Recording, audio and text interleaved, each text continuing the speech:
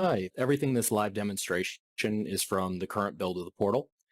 So some features and changes are upcoming, so you might notice a few differences when interacting with the portal yourself later. I'll be focusing on important features and information that are going to stay consistent through the upcoming builds. So when you log in, the portal will open to your building's landing page, which looks like this. Here you can see the buildings that you either own or have access to. In the top left, along the top of the screen, there's a few buttons. The Department of Commerce logo is in the top left, and that'll take you to the external department website. While in the opposite corner, we have the question mark, which will specifically take you to the Clean Buildings page. Clicking on your name in this top bar will take you to the account details screen. Here, you'll want to verify that your information is correct. You'll also find the option to opt in for shared access here. Opting in will allow others to find you in the portal and is required in order to, it will allow others to find you in the portal and is required in order to have a building shared with you by a building owner. So if you change any information in the screen, you'll want to click the blue Save button in order to save those changes. On the next navigation bar along the top, we have a back arrow on the left, and then on the opposite side, we have three buttons: Buildings, Applications, and Forms. Clicking either the back arrow or the Buildings button will take us back to the Buildings landing page. You'll notice that a search bar has appeared in the top right along the top row buttons. If you have a lot of buildings associated with your account, you can narrow down the displayed buildings by searching for key information. Here, I'll enter in office, and we'll see that my buildings narrow down to just this one, which has office in the name. To reset, I'm going to go ahead and click this reset button, so that way I can see all of my buildings. Some other useful fields that you can search by are the building ID, the building name, parcel ID, or any part of an address, including the building number, city, or zip code. For consultants and qualified people who may have buildings shared by multiple owners, you can also search by the building owner name in order to narrow down to buildings from a particular client. Double-clicking on any one of these buildings will take me to the building's detail screen for that particular building. So I'm going to go ahead and click on this one. And here we have the building's detail screen. Another navigation bar has appeared along the top row. Here we can see a few tabs, including building details and these other Form B, C, attachments, notes, shared access, and contacts. We're going to go ahead and start on the building details. This tab has some general information about the building. There are three fields that we have the ability to navigate to edit here. The commerce-friendly name, owner-reported GFA, and the ESBM property ID. I'll go ahead and add a name to my building, so that way I can more easily find it later. For GFA, or your gross floor area, you'll see a few non-editable fields pertaining to gross floor area. You don't have to worry too much about these. These reflect information that the department has gathered from external data sources, such as county assessors and other data sources. So you don't need to worry about the accuracy of this information because you have the ability to input your official gross floor area in the owner-reported GFA field down below. When this number is updated, it becomes the official gross floor area that will be used for the building application and compliance. And finally, if you have a Energy Star portfolio property ID for your building, you can input that here.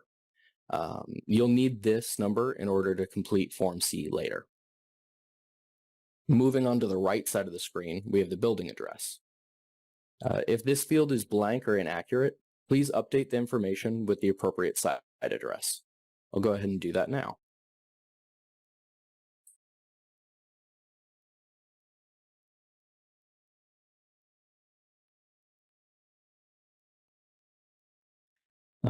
We've also heard a lot of feedback about this buildings page. So there's a number of changes upcoming that will make this view cleaner. I want to clarify, though, that the parcel details that you see on the bottom half of the screen are from the county assessor data that we have for the parcel of land that your building sits on.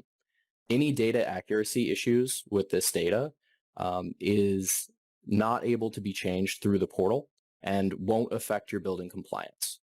The one caveat to the lower half of the screen here is the parcel status dropdown. You will need to change the building status to ownership confirmed in order to save any changes that you made on the screen. Otherwise, you'll encounter a validation which prevents any other updates. Give you an example of what that looks like. Here's the validation saying that we need to change the parcel status. Any other status selected here in this field will not communicate an issue to Commerce. So if there is a data or ownership issue, please reach out through the customer service help link.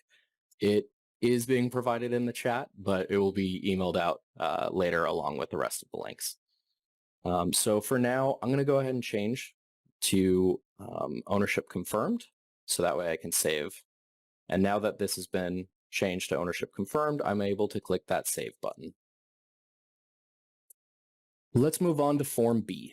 So up at this top navigation, I'm going to go ahead and click onto Form B. Form B asks for more information in order to calculate your building's EUIT, or your target. We'll need the gross floor area of the building. If you've entered this already in the building details screen, it'll show up here in this gray box. In the next field, we're able to see the building activity types for our building. If the building has multiple activity types, such as a strip mall or a mixed-use building, you can select multiple checkboxes. If you don't see your building's activity type, you can search for it using the search field. Here, I'll input distribution in order to quickly jump to the activity type that I'm looking for. Having made my selection, I'm going to go ahead and click on Add to List. That brings my activity type down to the third section. Here, I'm able to select my hours of operation for my building. Finally, I'm going to go ahead and input the gross floor area used for that activity in the building.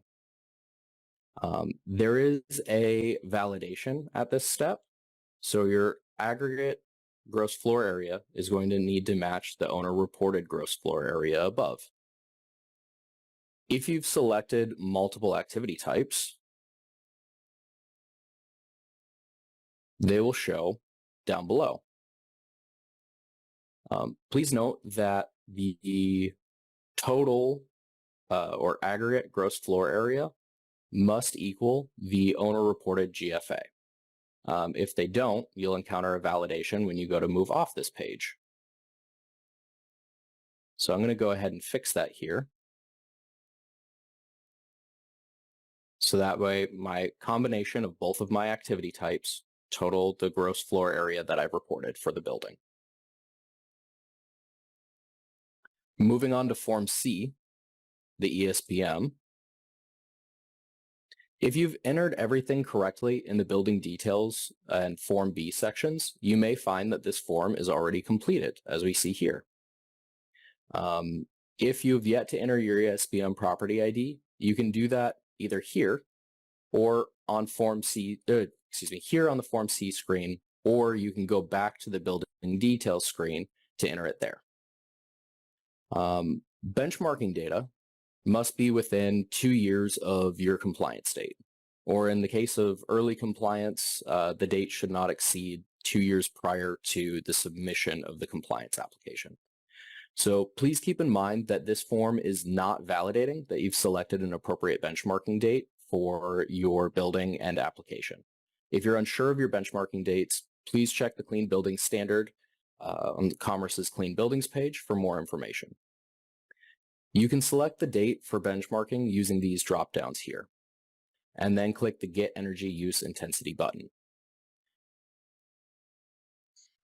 This will connect the portal to your ESBM profile data.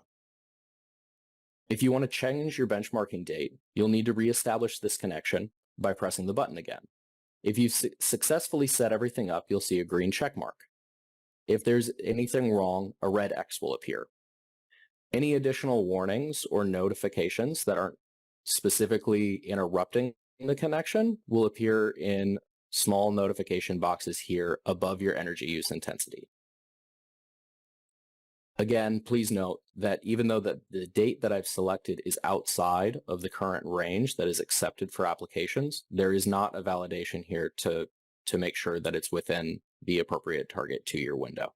So I'm going to go ahead and change that back to March and click Get Energy Use Intensity again to reestablish the connection.